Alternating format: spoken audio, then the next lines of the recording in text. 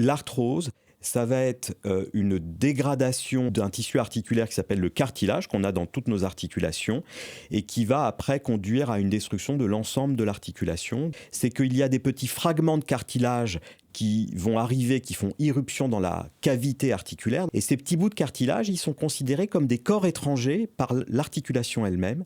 Et donc, se crée une réponse inflammatoire locale dans l'articulation pour essayer de les éliminer. L'inflammation qui joue un rôle normal, dans l'arthrose, elle crée une fatigue chronique.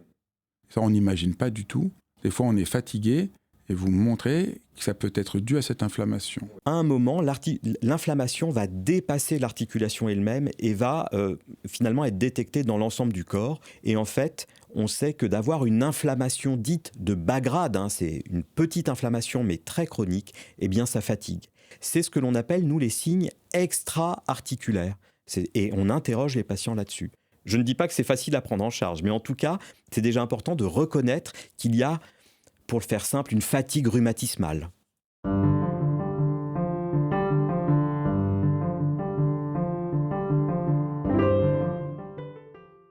Plus de 15 millions de Français souffrent d'arthrose. L'arthrose augmente de 130% depuis 20 ans. L'arthrose n'est pas juste quelque chose de normal lié au vieillissement, c'est une maladie qu'on peut comprendre et qu'on peut soigner. Pour explorer ce qu'est l'arthrose, comprendre quelles en sont ses causes et comment aller mieux, je reçois l'un des plus grands spécialistes, le professeur Jérémy Selam. Moi, je suis Fabrice Mudal, philosophe, et à côté de ce podcast, je vous propose des cours en ligne sur la philosophie, sur la méditation, sur se rencontrer. Vous trouverez les liens dans la description ci-dessous. Et maintenant, je vous propose de retrouver le professeur Jérémy Selam. Bonjour professeur Selam. Bonjour Fabrice. Donc vous êtes rhumatologue. Alors ça tombe bien, je suis très content de vous recevoir. Mon père a des rhumatismes, il souffre. Qu'est-ce que vous conseillez ? Bien, je conseille qu'il voie un rhumatologue, déjà dans un premier temps, qu'il examine, qu'il interroge, qu'il pose un diagnostic, parce que rhumatisme, il y a des dizaines et des dizaines de maladies derrière ce terme très générique finalement. Et une fois le diagnostic posé, il faut lui proposer une prise en charge complètement adaptée à ses symptômes et au retentissement dans la vie quotidienne. C'est un peu l'enjeu de votre livre. C'est pas seulement le lien entre l'arthrose et la nourriture, au fond, c'est un regard très vaste sur l'arthrose. Ouais. Parce que alors moi, je croyais un peu avant de vous lire, on a de l'arthrose, on a de l'arthrose. Tout le monde a de l'arthrose, oui. Et ça vient avec le vieillissement, et puis c'est comme ça. Et puis vous montrez que c'est pas... Mon père n'est pas condamné. Non, votre père n'est pas condamné, et surtout il ne souffre pas juste de vieillerie et de stigmates du vieillissement comme on peut avoir des rides sur la peau. Et c'est tout l'objet effectivement de la première partie du livre, où on explique que l'arthrose est une véritable maladie qui est reconnue comme telle, avec des mécanismes qui vont bien au-delà de juste le vieillissement de l'articulation. Il y a tout un tas de mécanismes cellulaires, moléculaires, biologiques, génétiques, tels que l'inflammation notamment de l'articulation. Et c'est ça qui provoque les dégâts articulaires, les douleurs. Et dès lors que l'on comprend mieux une maladie et qu'on sait la nommer, probablement on peut mieux la prendre en charge. Alors évidemment, on ne va pas parler de traitement miracle, parce que de toute façon, en médecine, les miracles n'existent pas, il faut plutôt se méfier de ce mot. Mais par contre, il y a tout un ensemble de choses à faire. Et parmi cet ensemble, moi, je me suis particulièrement intéressé à l'alimentation. Et effectivement, c'est l'objet du livre. Donc il y a l'arthrose, il y a les rhumatismes. Alors, il y a l'arthrose au sein des rhumatismes, et puis à côté, il y a un autre terme, l'arthrite, où là, on est sur des rhumatismes dits inflammatoires. Arthrite parce qu'il y a beaucoup plus d'inflammation, et on entre dans un autre champ de la rhumatologie, qui est la prise en charge de la polyarthrite rhumatoïde, de la spondylarthrite ankylosante, du rhumatisme psoriasique, qui sont des maladies immunologiques, qui peuvent avoir des mécanismes auto-immuns, c'est-à-dire lorsque le système immunitaire se retourne contre soi-même, contre son propre corps, et en l'occurrence là les articulations. Et c'est aussi effectivement des maladies que l'on prend en charge qui sont moins fréquentes que l'arthrose. Ouais, mais, donc, votre livre parle de tout cet ensemble-là. Est-ce qu'on peut juste, pour quelqu'un comme moi qui est pas très doué, expliquer un tout petit peu en mots très simples ces différentes maladies, voilà. Ok, donc... Parce que qu'est-ce que c'est l'arthrose au fond ? L'arthrose, ça va être une dégradation d'un tissu articulaire qui s'appelle le cartilage, qu'on a dans toutes nos articulations, et qui va après conduire à une destruction de l'ensemble de l'articulation, de ses composantes, ce que l'on appelle la capsule articulaire, la petite membrane qu'on appelle la membrane synoviale qui nourrit le cartilage, et c'est ça qui va provoquer des douleurs et puis une gêne au quotidien pour faire des mouvements, des gestes. C'est une maladie où il y a de l'inflammation, une faible inflammation dans l'articulation et également au niveau du corps. Et puis de l'autre côté, on a les arthrites. On ne peut pas dire juste l'arthrite, parce que derrière ce mot arthrite, il y a tout un tas de maladies différentes où les mécanismes sont pas tout à fait les mêmes, parfois donc auto-immuns comme je le disais, avec effectivement beaucoup plus d'inflammation, de douleurs, et également qui peuvent conduire à une destruction des articulations. L'objectif étant plutôt de bloquer tous ces processus pour que les patients conservent une qualité de vie. Peut-être un des points les plus décisifs, les plus lumineux, les plus surprenants par rapport à cet ensemble de maladies, c'est comme vous l'avez dit, c'est pas comme les rides de la peau, et vous dites qu'il y a plein d'éléments différents, et entre autres, vous parlez que c'est un phénomène inflammatoire, ce qui, en tout cas, j'imagine que je ne suis pas le seul, on est un peu surpris au début, on n'imagine pas du tout. Oui. Alors, quel est le lien ? Qu'est-ce que c'est un processus inflammatoire et en quoi ça joue un rôle sur l'arthrose ? Et pourquoi, c'est ça qu'il faut qu'on fasse comme chemin, et pourquoi comprendre ça change complètement la manière dont on peut se soigner, si j'ai à peu près compris. Oui, exactement. Le cheminement est le suivant. L'inflammation, c'est une réaction normale de notre corps à une agression. Par exemple, on attrape une bronchite, une infection, eh bien, au niveau des bronches, se crée une sorte d'inflammation pour se défendre contre les bactéries. Et quand on guérit avec souvent l'aide d'antibiotiques, eh bien, l'inflammation s'en va. Le corps a réagi à un agent extérieur. Dans le cas de l'arthrose ou des arthrites, ce qui se passe par exemple dans l'arthrose, c'est qu'il y a des petits fragments de cartilage qui vont arriver, qui font irruption dans la cavité articulaire, dans l'articulation, parce que l'articulation, par exemple, a subi un traumatisme. Et ces petits bouts de cartilage, ils sont considérés comme des corps étrangers par l'articulation elle-même. Et donc, se crée une réponse inflammatoire locale dans l'articulation pour essayer de les éliminer. Le problème, c'est que l'inflammation, elle ne peut pas juste se dire « je vais détruire les petits bouts de cartilage ». Elle ne fait pas le tri, l'inflammation. Et donc, elle va s'attaquer à l'ensemble de l'articulation. Et dans l'arthrose ou dans les arthrites, le corps ne sait pas la résoudre. C'est-à-dire qu'il n'y a pas de résolution de l'inflammation comme lorsque l'on fait une infection dont on guérit. Et l'inflammation chronique, ça abîme l'articulation parce que c'est associé à la production d'enzymes qui vont en quelque sorte grignoter le cartilage et les tissus articulaires et donc endommager l'articulation et parfois la déformer. Et en plus, cette inflammation, elle active les nerfs de la douleur qui justement vont jusqu'à l'articulation et c'est ça qui provoque une douleur.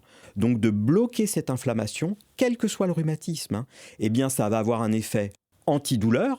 Et ça, on le connaît bien, quand on prend des anti-inflammatoires non stéroïdiens ou quand les médecins proposent une infiltration de cortisone dans une articulation, c'est pour bloquer la douleur qui est liée à l'inflammation.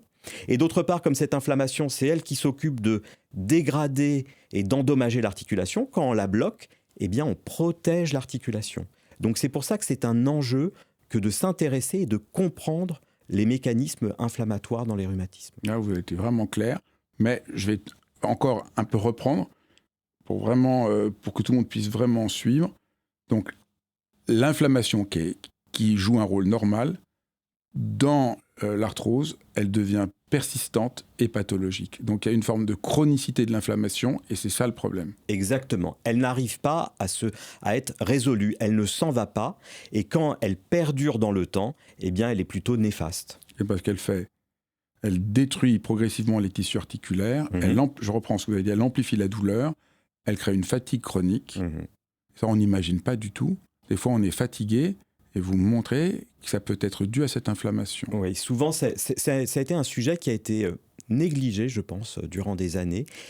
Parce qu'en fait, à un moment, l'inflammation va dépasser l'articulation elle-même et va finalement être détectée dans l'ensemble du corps. Par exemple, lorsque l'on fait une prise de sang, on peut faire certains dosages. Le dosage le plus classique que l'on fait au laboratoire, c'est le dosage de CRP, protéine C réactive. Et en fait, on sait que d'avoir une inflammation dite de bas grade, c'est une petite inflammation mais très chronique, eh bien ça fatigue. Et maintenant, le rhumatologue intègre la fatigue comme un des symptômes des rhumatismes. Ce n'est pas du tout un symptôme indépendant, c'est ce que l'on appelle, nous, les signes extra-articulaires. Et on interroge les patients là-dessus.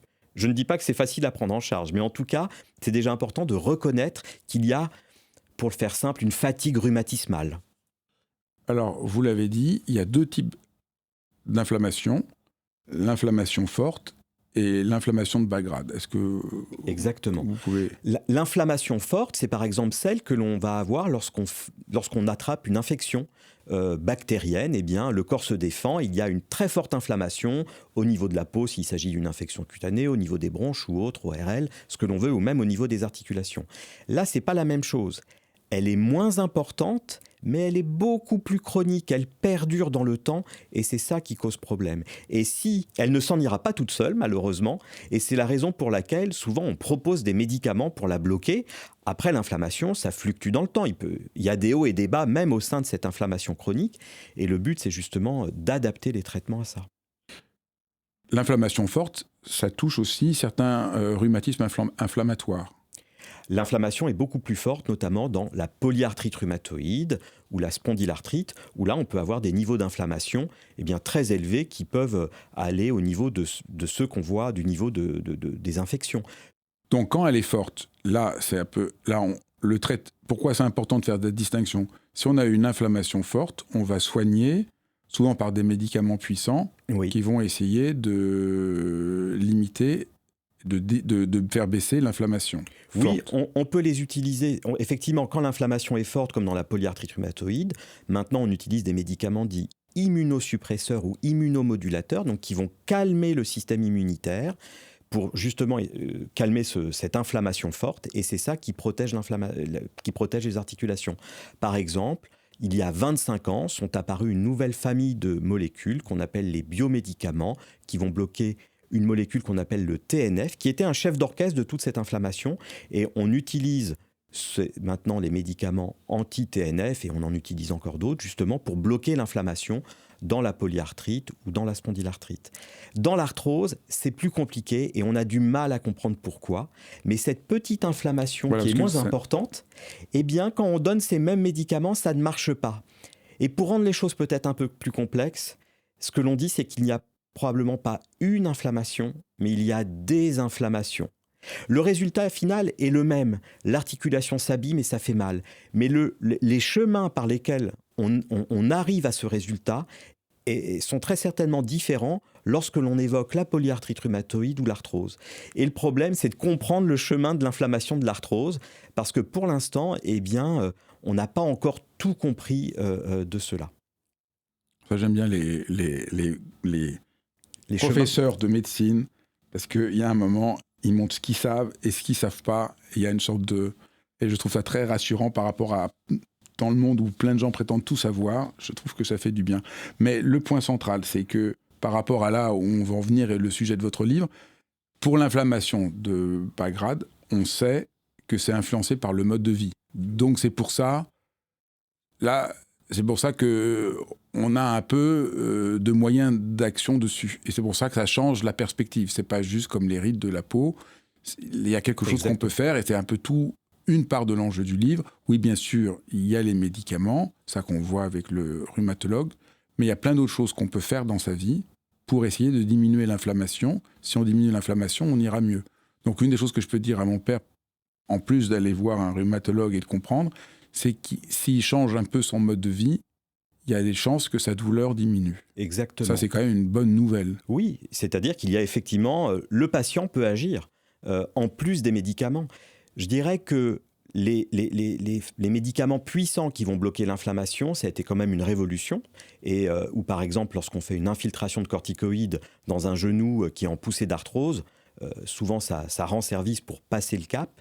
Mais le problème, c'est après vraiment la gestion au long cours. Et souvent, il peut rester un petit peu d'inflammation et le retentissement au quotidien. Et donc là, c'est sûr que les médicaments ont atteint un plafond de verre et c'est le mode de vie qui doit compléter les choses. Alors, est-ce qu'on peut essayer de détailler les différents éléments du mode de vie? On va les prendre un peu un par un et essayer d'expliquer ce qu'on peut faire.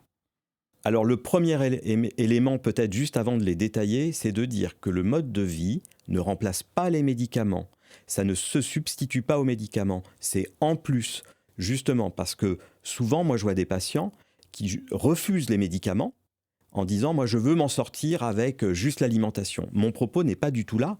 Et vraiment, c'est important de dire que les médicaments font leur job et puis le mode de vie, dont l'alimentation, fait sa partie du travail, mais ça se complète. C'est vraiment le cocktail gagnant, je dirais. C'est quoi les médicaments en général qu'on donne quand c'est une inflammation bas de grade? Alors de bas grade, pour traiter l'arthrose, c'est souvent des poussées, on va faire des infiltrations de cortisone, on peut donner des anti-inflammatoires, mais on ne peut pas donner ça au long cours. Donc c'est bien pour passer un cap, pour passer une crise, une poussée inflammatoire, et puis après, il faut s'attaquer au reste, et le reste, c'est justement notamment le mode de vie, c'est-à-dire l'activité physique, l'alimentation, idéalement la gestion du stress, du sommeil. C'est pas toujours facile à dire, hein. Je suis pas dans l'injonction de dire détendez-vous et dormez, hein. C'est pas du tout mon propos, mais on sait que ces éléments peuvent vraiment, si on arrive à s'en occuper efficacement, eh bien apporter un réel plus aux patients. C'est bien, tous ceux qui suivent ma chaîne, qui sont abonnés à ma chaîne, apprennent à bien manger, à bien dormir et à être un peu moins crispés. Donc ils ont déjà un bon point, un bon point d'appui, où on pourrait dire j'ai une confirmation que voilà, ces principes sont essentiels.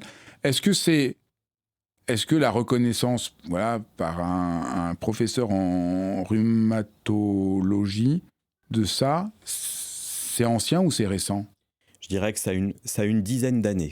Pas beaucoup plus, et là maintenant c'est vraiment en train d'infuser. Moi je trouve ça vraiment passionnant, parce que moi qui travaille sur ces sujets depuis 20 ans, je suis content que vous disiez ça. Il y a 20 ans, les gens ne comprenaient pas le lien entre l'alimentation et tout ça. Alors ils le ressentaient, et souvent moi je dirais plutôt que les médecins ne les écoutaient pas, et plutôt les écoutaient de manière un peu peut-être condescendante, ou en se disant il doit inventer. C'est pas très sérieux. Et puis finalement, il y a eu toutes les recherches sur le microbiote intestinal, la flore intestinale, qui a bien montré que le tube digestif est un organe particulièrement important, notamment sur l'inflammation. Et quand on parle de flore intestinale, on est obligé de parler d'alimentation.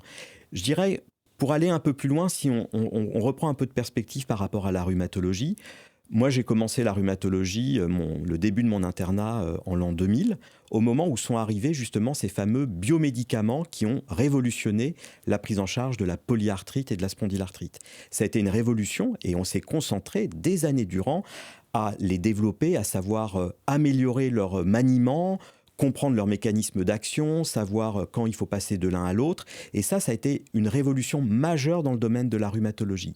Et puis, on voyait bien que quand même, il y avait une partie des patients qui disaient « bah oui, c'est bien, le médicament est efficace, mais moi, ça va pas.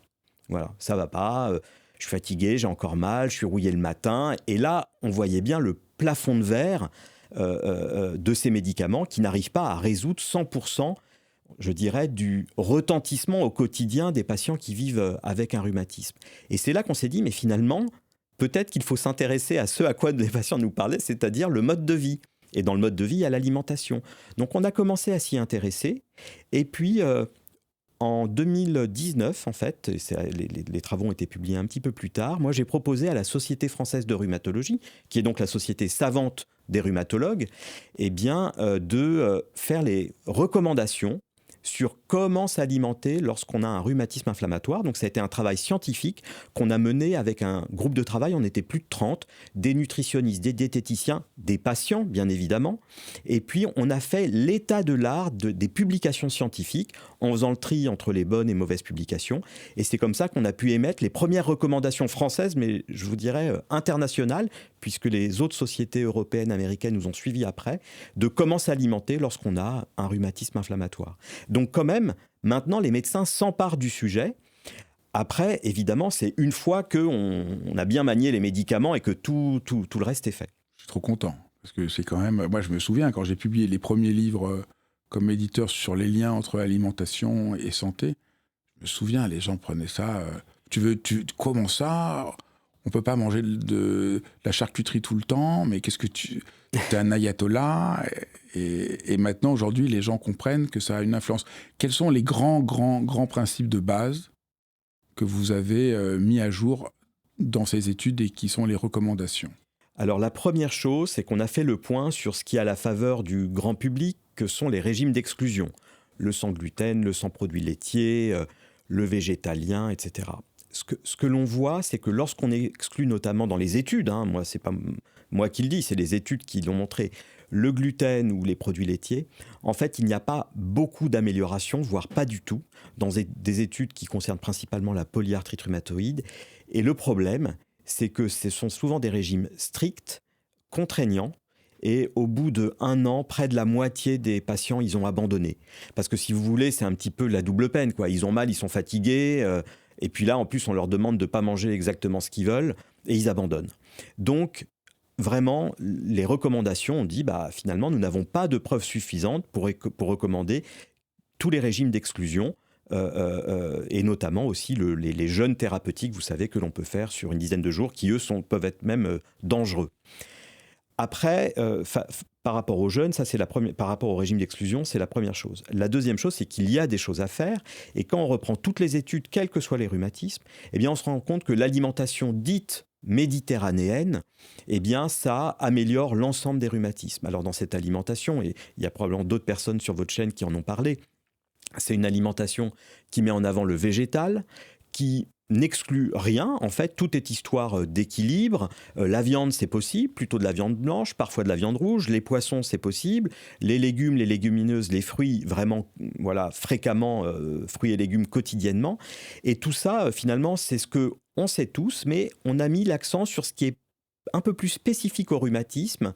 Et je dirais qu'il y a eu dans la littérature, à nouveau, c'est pas moi qui le dis, c'est les études qui le disent, un accent qui a été mis sur l'effet bénéfique des fibres, des oméga 3, donc que l'on retrouve notamment dans certains poissons gras, et puis de faire attention au sel, qui notamment peut jouer sur certains rhumatismes et sur l'inflammation, justement.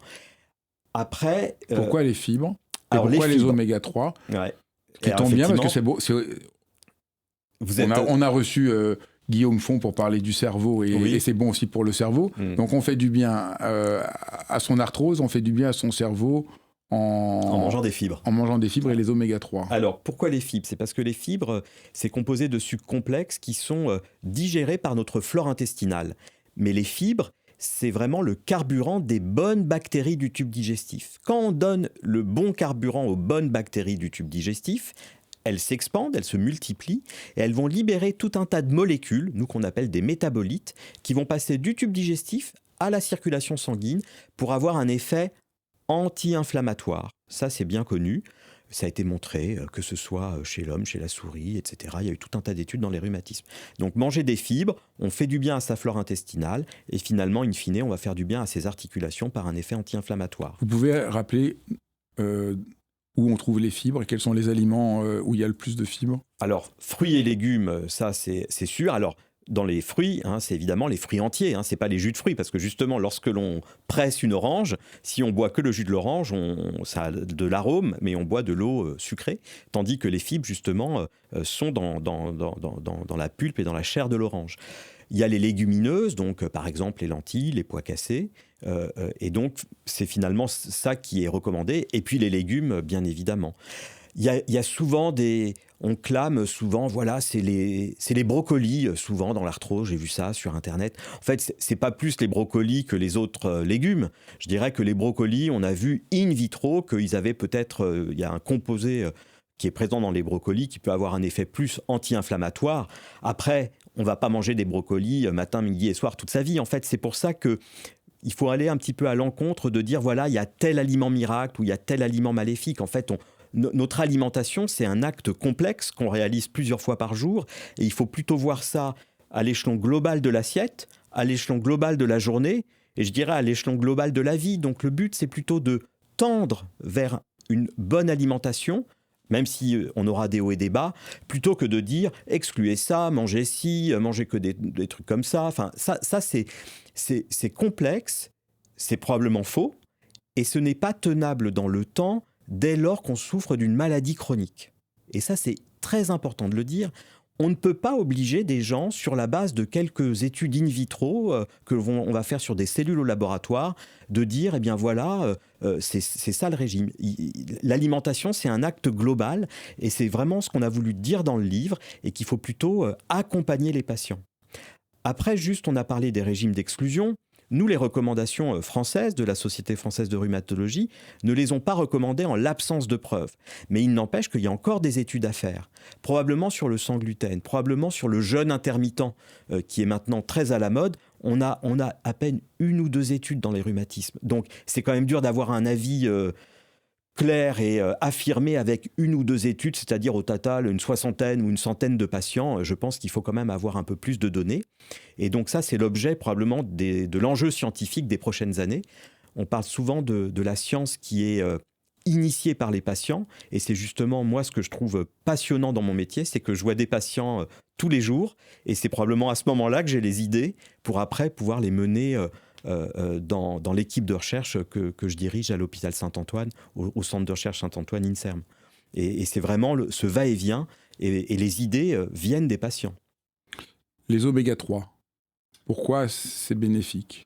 Les oméga 3, c'est un peu pour la même raison, c'est qu'on va activer des voies anti-inflammatoires. Les oméga 3, on les absorbe directement, et ils sont métabolisés pour avoir un effet anti-inflammatoire. Et après, on a fait des études où on donne des oméga 3 versus des oméga 6 ou d'autres types d'aliments à des souris arthrosiques. Et effectivement, quand elles consomment des oméga 3, leur cartilage est plutôt protégé. Après, c'est un petit peu plus compliqué que ça, parce que la souris dit une chose, mais c'est un modèle d'étude. L'homme, c'est quand même un peu plus compliqué. Et d'ailleurs, toutes les études n'ont pas été positives sur les compléments en oméga 3, si bien que dans l'arthrose, on n'a pas retenu les compléments en oméga 3 comme un traitement reconnu de l'arthrose, parce qu'il y avait vraiment des études qui montraient peut-être même un peu l'inverse.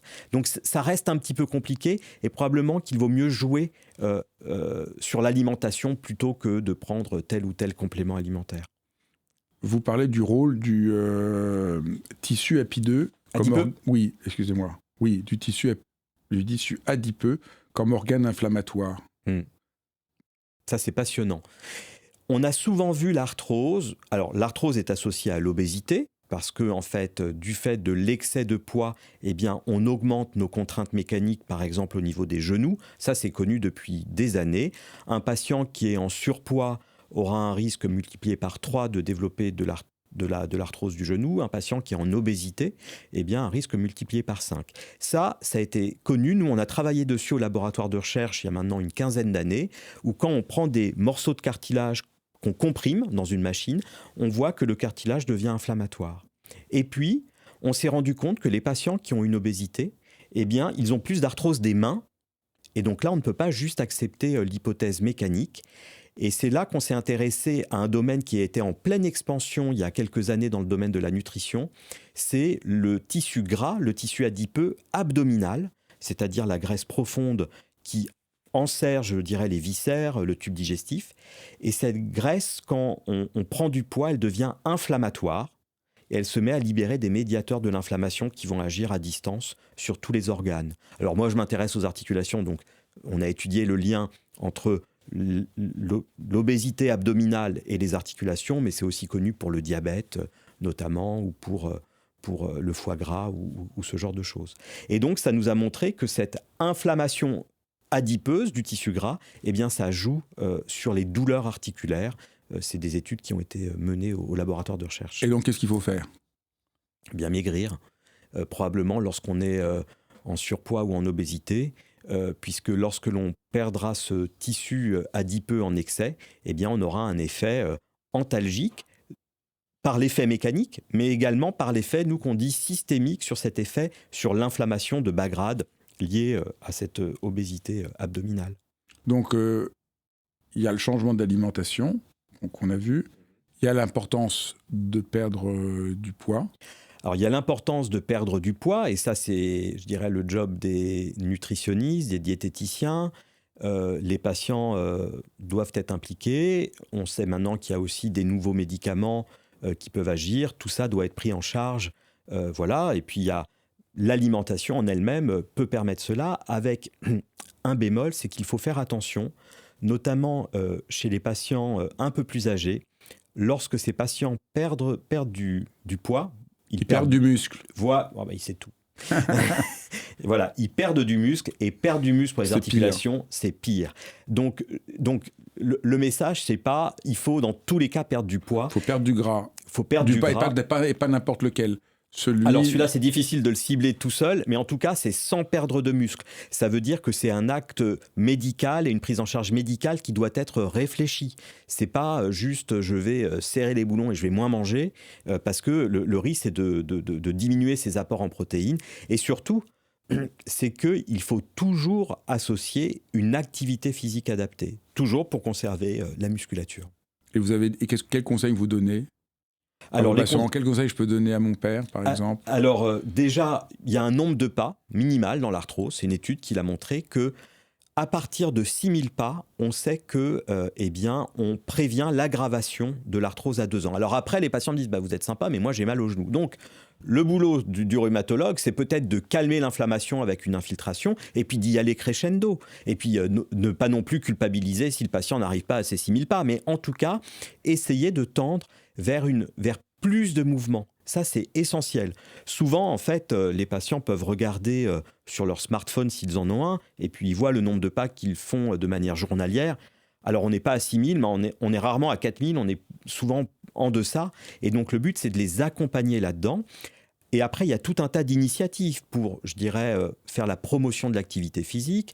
Il y a ce qu'on appelle les maisons sport-santé. Ça, c'est pour les patients. C'est des sortes de salles de sport, mais adaptées, où on a des enseignants en activité physique adaptée. Donc, c'est des spécialistes du sport, mais adaptés aux patients à la santé. Donc, mais il y en a tellement peu.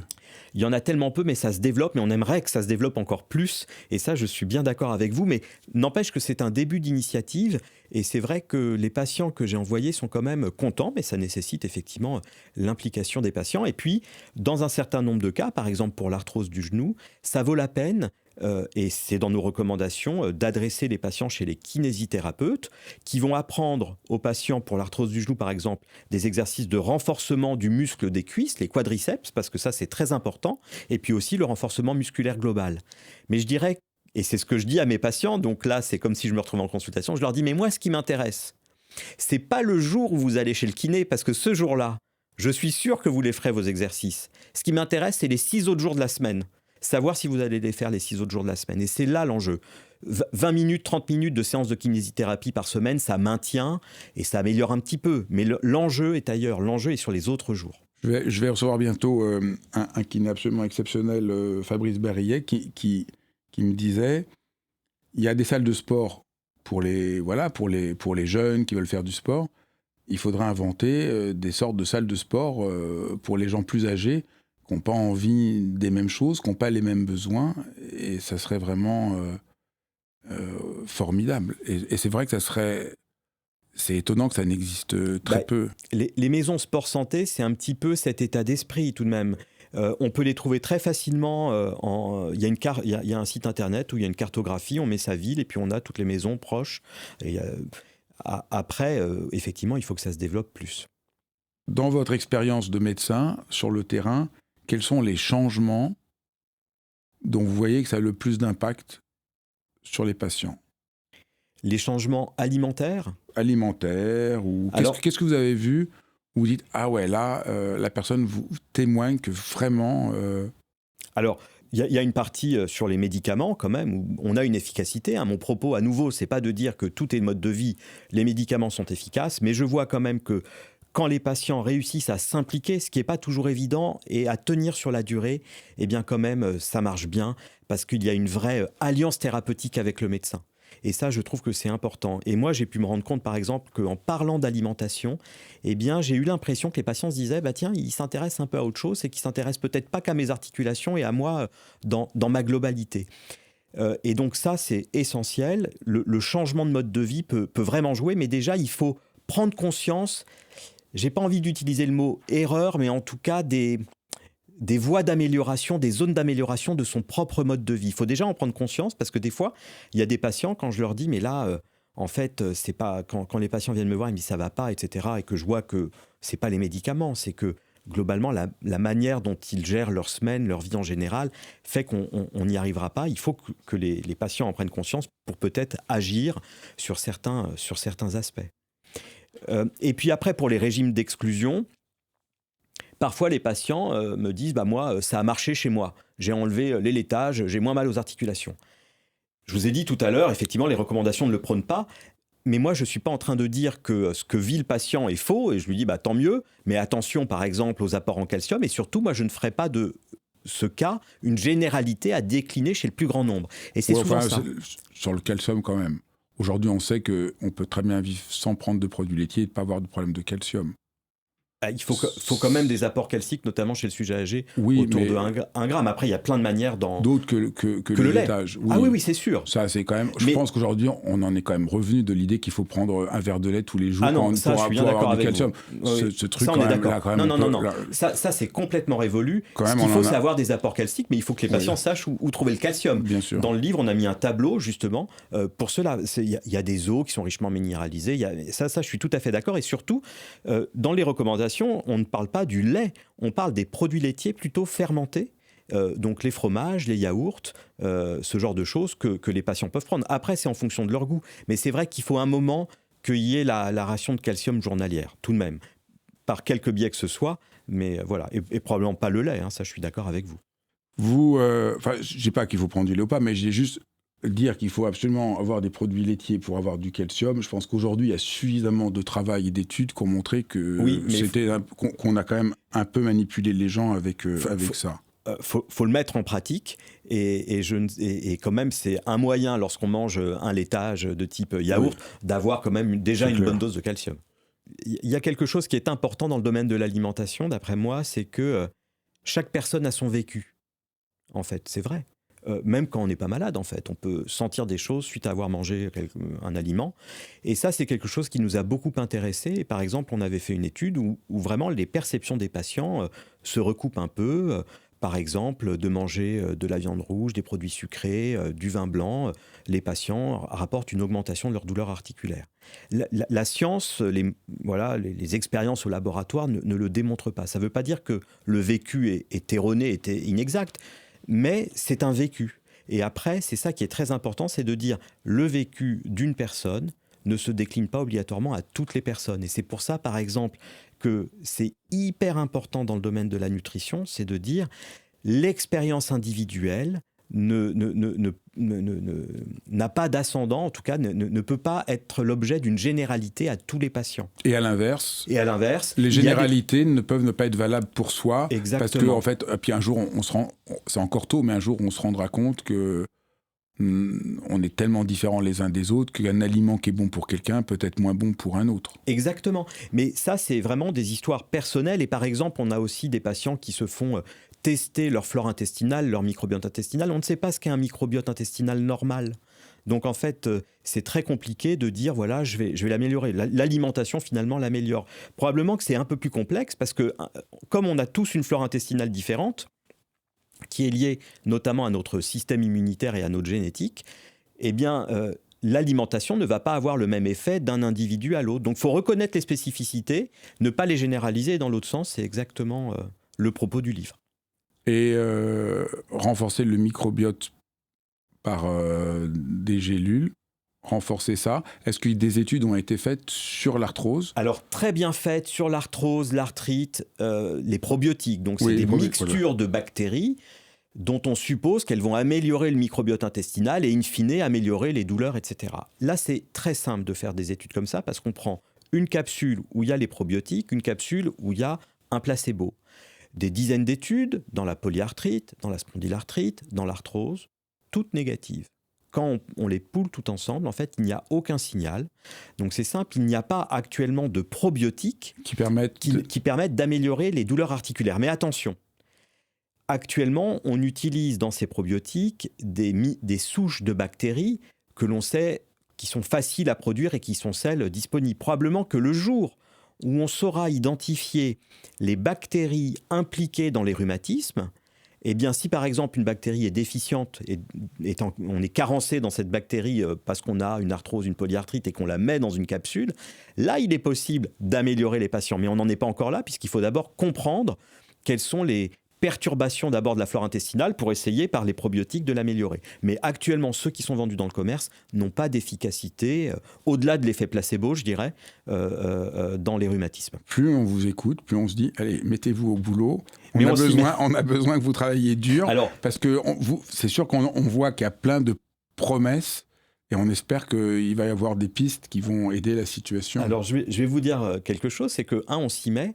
mais que c'est toujours pareil. Le problème, c'est le nerf de la guerre, c'est les recherches de financement pour réaliser des projets scientifiques, que ce soit sur l'inflammation, sur le microbiote intestinal. On a la Société française de rhumatologie, on a notamment qui promeut ça. Il y a les grandes fondations, la Fondation pour la recherche médicale, l'Agence nationale pour la recherche. Mais souvent, le problème, c'est que les rhumatismes, comme on l'a dit en début d'entretien, c'est à peine des maladies, quoi. Donc pourquoi on donnerait de l'argent pour un truc qui est à peine une maladie ? Et donc je pense que le jour où on changera, et on commence à changer d'état d'esprit par rapport à ça, eh bien on va se dire que véritablement il faut investir la recherche plus encore pour essayer de mieux comprendre. Quand on regarde en termes d'impact sur la qualité de vie, les rhumatismes sont vraiment classés parmi les maladies chroniques qui ont le plus d'impact sur le quotidien. Je ne dis pas sur la quantité de vie, mais en tout cas sur la qualité de vie, c'est certain. Ça touche énormément de Français, ça touche 15 millions de Français, vous vous rappelez. Ouais. Et il y a une augmentation de l'arthrose. Il y a une augmentation de l'arthrose. Pourquoi ? Alors, on peut prendre deux chiffres. Il y a les chiffres d'une étude qui s'appelle le Global Burden of Disease, qui dit que depuis 1990 jusqu'en 2020, plus 130% des cas d'arthrose. Donc dans le monde, c'est 600 millions de personnes. Et puis, alors c'est probablement lié à l'obésité, mais pas seulement, puisque l'obésité aussi augmente dans le monde entier. Et il y a une étude que je trouve passionnante qui a été menée par des paléoanthropologues avec des rhumatologues aux États-Unis, où ils ont étudié des squelettes de cadavres, donc de l'ère préhistorique, pré-industrielle, 1900-1950, et puis post-industrielle depuis 1970. Et ils ont remarqué et ils ont regardé donc les genoux, parce qu'a posteriori, on peut dire, voilà, le squelette de la personne souffrait d'arthrose.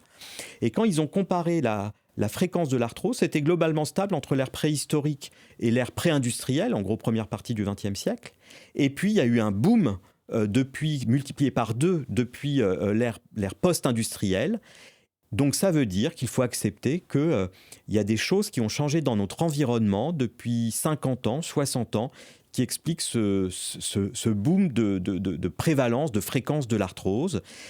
Ça amène un nouveau concept qu'on appelle les maladies de la dysévolution, c'est-à-dire que nous avons encore nos gènes des chasseurs-cueilleurs qui avaient énormément d'activité physique et avaient une alimentation probablement très végétale, et on les a encore, mais maintenant notre mode de vie, c'est un mode de vie sédentaire où l'accès à la nourriture est quand même plus facile et où on bouge moins. Et donc tout ça, cette dysévolution explique en partie l'arthrose. Quand on regarde en détail, on se pose quand même une question dans le laboratoire de recherche à l'hôpital Saint-Antoine, avec ma collègue le docteur Alice Courtis, c'est si les perturbateurs endocriniens ne participent pas à cela. Et donc on commence à avoir des résultats. Par exemple, lorsque l'on prend des souris arthrosiques et qu'on leur donne ce à quoi on est exposé tous les jours, les perturbateurs endocriniens, en fait, elles ont plus d'arthrose et elles ont plus mal. Donc c'est un modèle d'étude. Je ne dis pas qu'on n'est pas en état d'urgence, etc. Mais vous pouvez rappeler, c'est quoi les perturbateurs ? Les perturbateurs endocriniens, ce sont des composés chimiques qu'on retrouve sur les surfaces, par exemple les produits ménagers, les ustensiles de cuisine et autres, en gros dans notre environnement, et qui peuvent avoir un effet sur les axes hormonaux et qui peuvent notamment aussi provoquer de l'inflammation. Donc c'est ce à quoi on est exposé. Il y a aussi, par exemple, les polluants, par exemple atmosphériques, c'est un autre domaine de polluants. Et nous, on commence à s'y intéresser. Et par exemple, on peut voir que ça a été montré, que dans les liquides synoviaux, donc l'épanchement de synovie, vous savez, quand le genou étant poussé d'arthrose ou d'arthrite, il gonfle parce qu'il y a du liquide dedans, et quand on peut en retrouver dans les liquides eux-mêmes. Donc tout ça sont un début de piste, hein. Je ne dis pas que ça explique tout, loin de là, mais en tout cas, c'est important de regarder s'il n'y a pas des facteurs de risque qui ont été peut-être un petit peu négligés, qui expliquent que quand même, globalement, l'arthrose, la fréquence de l'arthrose s'accélère un peu. Donc vous avez parlé de l'importance de changer son alimentation, mais concrètement, comment on fait ? Des fois, on se dit, mais j'ai pas la forme, c'est pas si facile, parce que c'est plus facile de manger un truc tout fait, une pizza, que de se faire des légumes, de les éplucher et tout. Et alors, je trouve ça passionnant, je suis content de vous poser la question, parce que je trouve ça incroyable que vous ayez réfléchi à ça. Que même un professeur qui travaille dans la recherche s'occupe à la fois de la recherche la plus pointue, de ce qui est vrai, et à la fois concrètement comment aider les patients. Comme je vous l'ai dit, Fabrice, moi j'aime bien m'inspirer des consultations, donc j'interroge, je discute réellement en consultation, et finalement je me suis dit, mais bon, quand même les recommandations, alimentation méditerranéenne, on entend ça partout, il n'y a pas besoin de souffrir de rhumatisme pour savoir à peu près ce qu'il faut faire, mais pourquoi c'est particulièrement difficile lorsqu'on a un rhumatisme ?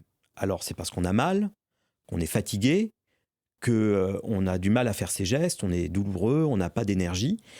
Et donc, finalement, c'est pas juste faire la cuisine le problème. Le problème, ou l'enjeu, je dirais, il commence au moment où on fait les courses. Et c'est pas pareil lorsqu'on est fatigué, qu'on a mal partout. C'est pas pareil quand on a une liste de courses comme ça que quand on n'a que 2-3 trucs à acheter pour aller faire la cuisine.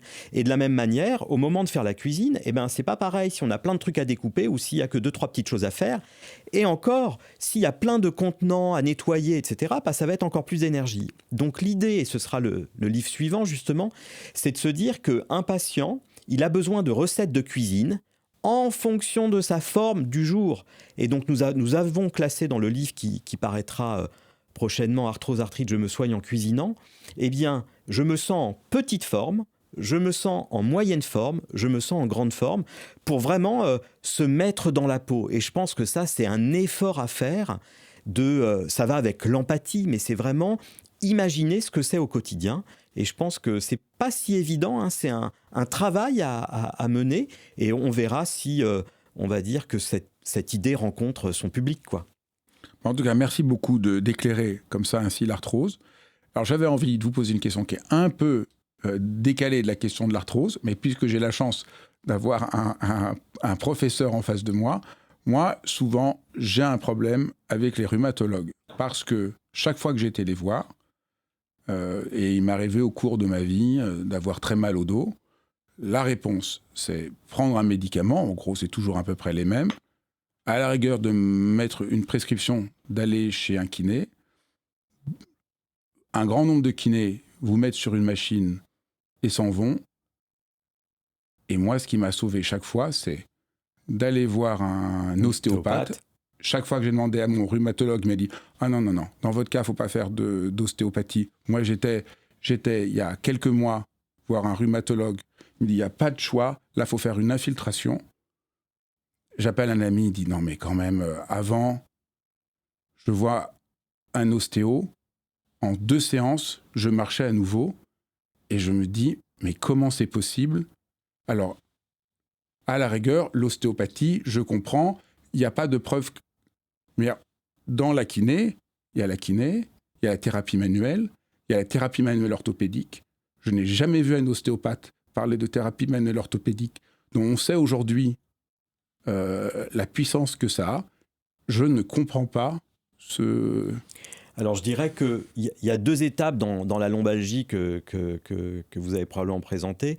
C'est la lombalgie aiguë, le lumbago, tour de rein. Et là, c'est vrai quand même que les médicaments, et c'est ce que prescrivent les rhumatologues pour passer un cap. Et puis après, il y a la phase chronique où on peut s'aider du kinésithérapeute et on doit surtout se prendre en charge en se disant, voilà, il faut que je fasse mes auto-exercices de gainage, de renforcement de la ceinture abdominopelvienne, des muscles rachidiens. Et puis, on n'est jamais à l'abri d'une rechute parce qu'on ne sait pas remettre un dos à neuf.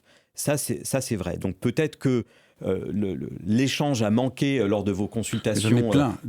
J'en ai plein. En se disant, on passe un cap aigu et puis après, on s'occupe de la phase chronique qui n'est pas si facile. Parce que, mais moi, je parle de phase aiguë. Ouais. Moi, j'étais comme plein de gens. Enfin, quand je parle aux gens, il doit y avoir au moins 30 à 40% des Français qui ont été aidés en phase aiguë. Alors, moi, je suis un grand partisan de la thérapie manuelle orthopédique, genre Maitland, que je trouve qui n'est pas assez connu et qui est très connu dans les autres pays à part la France. Il y a aujourd'hui des manières de soigner les gens. Pourquoi et en phase aiguë, justement. Parce que là, moi, quand je vous parle, c'était infiltration immédiate et cortisone à haute dose. Et ça marche aussi 3 jours. Oui, mais c'est beaucoup plus lourd pour l'organisme. Ouais. Et on ne peut pas faire autant d'infiltration au même endroit. Je crois que c'est 3 fois qu'on peut faire au maximum. C'est une règle qui sort de nulle part. Hein, d'accord, 3 fois. Mais c'est... Alors, je dirais que... Pourquoi il y a une telle... Pourquoi ? Parce qu'il faut faire des études. En fait, le problème, c'est que le rhumatologue aime bien utiliser ce qu'on appelle l'evidence-based medicine. Et par exemple, dans les lombalgies, l'ostéopathie a aussi donné des résultats... on va dire négatif, avec probablement quand même un effet, parce qu'il y a toujours un effet de toutes les thérapies dès lors que l'on s'occupe de quelqu'un, et puis lorsque l'on fait de la thérapie manuelle et qu'on a un lumbago, on lève quand même certaines contractures. Donc on ne va pas nier le fait de manipuler, ou en tout cas de palper les masses musculaires rachidiennes, ça peut améliorer les choses. Après, le but, c'est de pouvoir le démontrer. Et puis parce qu'il faut peut-être ne pas non plus, sur toutes ces thérapies, dépasser leur champ de compétences. Et c'est aussi parfois ce que l'on peut voir. Donc je dirais que l'important, c'est que vous alliez mieux.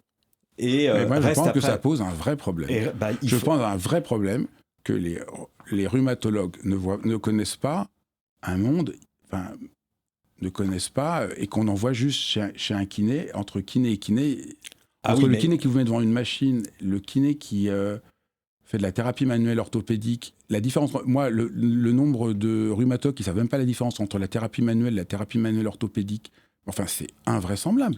Je connais un grand nombre de rhumatologues qui ne savent pas ce que c'est Maitland, alors que ça devrait être le minimum de leur connaissance. Écoutez, comme on travaille sur le prochain congrès de rhumatologie... Moi, je pense que là, vraiment, vous devriez inviter... là, il y a beaucoup de recherches, surtout dans les pays anglo-saxons, en Allemagne... J'irai voir les études. Je ne les connais pas en détail, donc... je suis content de participer. Je repars avec une liste de courses mais je pense différente de l'alimentation. Oui, je pense que ce serait vraiment essentiel. En tout cas, voilà, merci beaucoup. Merci à vous. Merci d'avoir suivi cet épisode de Dialogue. C'est vraiment un vrai merci, parce que c'est vraiment précieux que vous ayez vu cet épisode jusqu'au bout, que ça vous parle, que je fais ça pour vous. Donc c'est vraiment un échange. Et je suis vraiment conscient aujourd'hui qu'autour de Dialogue, il y a véritablement une communauté de gens pour qui prendre soin du monde, prendre soin de soi, prendre soin des autres compte beaucoup. Et c'est vraiment merveilleux de voir qu'on est ainsi une communauté. Alors n'hésitez pas à partager, à liker. Ça a l'air de rien, mais c'est vraiment très important. Ça participe d'une sorte de contagion heureuse dont notre monde a bien besoin. Je vous embrasse et je vous dis encore une fois merci.